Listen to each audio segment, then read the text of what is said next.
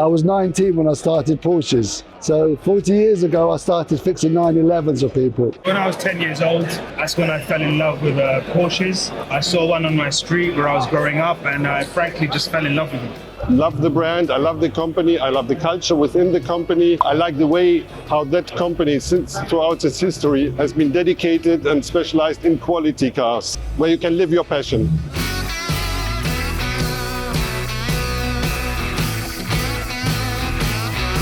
You know Dubai most probably as a modern city, a vibrant metropole full of new buildings, like the ones you can see behind me. In fact, most of those buildings were built in the last 20 years since I live in Dubai. It is a young nation. However, in this beautiful, very young and vibrant and new city, there is a small group that has a passion for old stuff, and I'm one of them. In this episode, we are going to tell you a story about the rebirth of my third child that led to a lot of coincidences and created a community that I am very proud to be part of.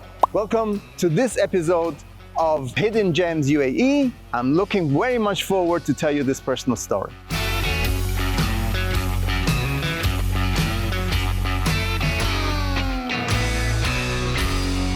So our story starts in Al Quoz industrial area, where Courtyard is, by the way, which you can see in another episode in our channel. One day I was driving by and I saw this abandoned Porsche standing in front of the garage. Immediately feelings came up that I was carrying with me since my childhood. Growing up in Germany, I always wanted to have a Porsche, but having a quite complicated refugee background, we never had the opportunity. I approached the owner and was surprised that he actually wanted to sell this beauty.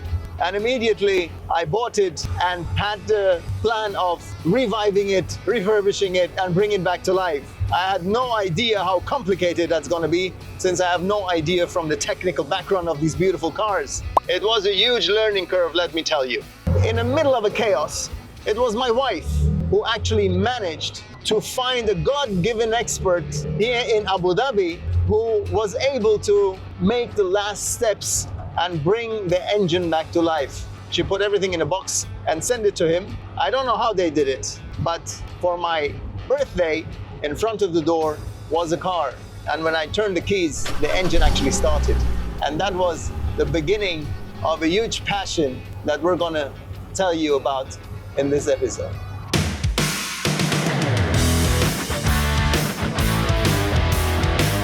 911 RSR is basically a workshop that's looking after all Porsche classics up to 1998. And the idea behind it was that we felt that Dubai needed this here to basically bring out the community that we knew was hidden there. Always been a dream to have a workshop where we do things slightly different, a bit more specialized and dedicated. I'm partnering with my friend. He's a classic car fanatic, I would say. He collects classic cars and he owns over 50 cars, so the idea was born. It's quite difficult because the passion when I came here was everyone wanted a new car. They wanted the latest, the best. And we had one guy that wanted to find an old classic and everyone laughed at him. You're going to spend money on this old car? And he's like, yeah, I want one. And he started the Porsche Club UAE since then. It's the same as having a baby. If you have a baby, it cries, it screams, it wets itself, it makes a mess. You want to pick it up, it doesn't want you, but you can't stop loving it. And when it's behaving and you hold it and you love it, it's the same passion. These cars, they leak, they don't start, you want to kick them.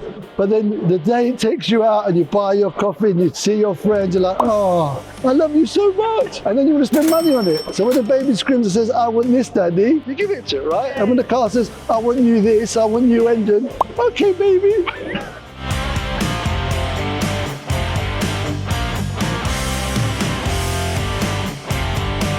And when I came to the UAE in 2015, I didn't see any classic cars being driven or maintained. Someone reached out to me and said, we have a classic car that's been broken. My husband loved it, he bought it, and it's become a disaster, and we don't know what to do with it. The question was, can you do it at least to start it and use it on his birthday, which was a very short space of time?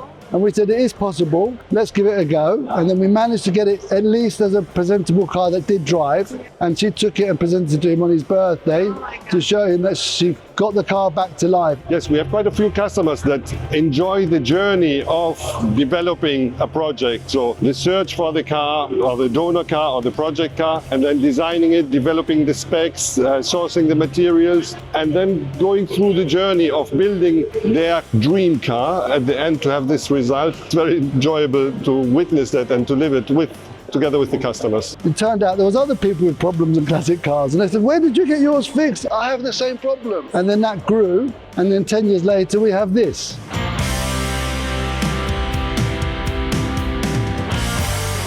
I basically started the Niners in 2019. I just bought another Porsche. I want to do drives. I want to catch up with like-minded people. I don't care if you have the most expensive car. For me, I have more respect for the guy who's got the cheapest 911 with me, because he could have gone and bought anything newer, but he chose to have that. To be honest, the older the Porsche, the nicer. You're connected with them, and the more you feel like you're driving something. The modern ones are amazing, don't get me wrong, but it's not the same feeling. But again, it goes back to that point, right?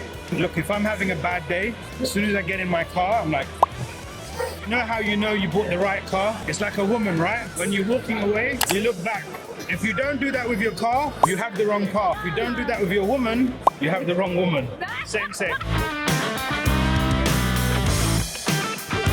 Modern car today, for the last 50 years, they've changed their shapes a lot. This is not changed much. It's very familiar. You know what it is. Obviously, when you start going into the details, I lose people because to them they all look the same. But there are differences. Purists know the differences. That's what was the driving factor behind me actually wanting to succeed in life and attaining one and having one. Because I come from a family that you wouldn't normally be able to afford or have one of these. My dad worked really hard, but for him, his dream car was a Mercedes. If I told him I'd spend more money and have less seats, he would be like, are you stupid?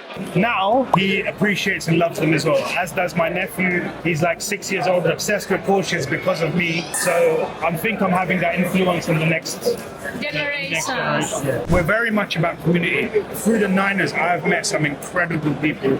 We're a community first, everything else comes second. It's the community for me. It's people understanding engineering that was so advanced in its time that even today, these cars, when they're being driven, they're as much fun, if not more fun, than any modern car you could ever drive. And bear in mind, that's over 50 years ago that these cars were being engineered. And there isn't many models or brands of cars that have that test of time that could be used still today in the modern day on a daily basis. And it's keeping that alive so the next generation can enjoy that too. It's very inspiring, you know, to look around, see these beautiful cars, meet interesting people. I enjoy being here. So it's not really going to work, it's going to have fun. So I always feel guilty. And then I meet people like him, they're obsessed with Porsche.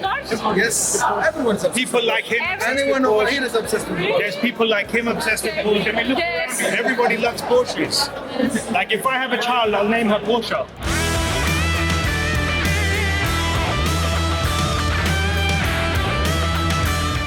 In a multicultural societies like the one of Dubai that hosts more than 200 ethnicities, sometimes the members of the different nationalities tend to mingle only together. It is in those communities built on a passion that they share that brings different people, predominantly the expats and also the locals, as you've seen, together to get to know each other, build bridges, make friends, and share experiences.